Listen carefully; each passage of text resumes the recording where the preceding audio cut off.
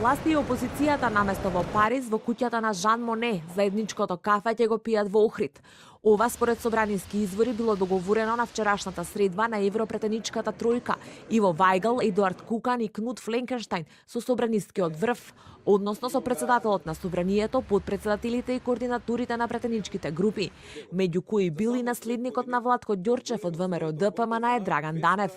Опозиционерите на состанокот останале воздржани, но денеска од ВМРО ДПМН за телевизија 24 потврдија дека ќе присуствуваат, бидејќи велат сите нивни барања биле прифатени. Пратеници од ВМРО ДПМН ќе присуствуваат во процесот наречен Жан Моне. Ние имавме неколку барања и тие се прифатија. Диалогот да биде на македонска територија, агендата да биде јавна и јавноста да биде вклучена во процесот. Бидејќи тоа се потврди, ние ќе присуствуваме.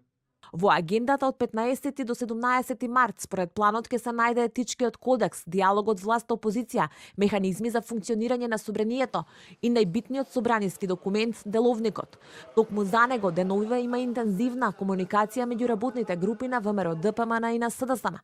Предлози има и од двете страни. Меѓу клучните на опозиционерите претеничкиот имунитет, односно предлогот наместо тој да се одзема со 61 глас, тоа да се прави со двотретинско мнозинство.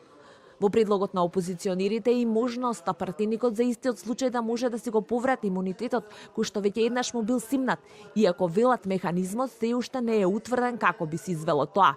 Спорен е предлогот за ограничување на дебатата, односно власта предлага секоја точка на комисија или на седница да не трае повеќе од 3 дена, но опозиционерите не го прифаќаат това. Според информации од собранието, намаса се и други предлози кои допрва треба да поминат филтер.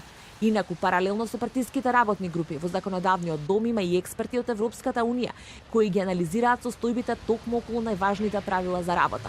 Деловникот последен пат беше изменет во 2013-та, по настаните од 24 декември.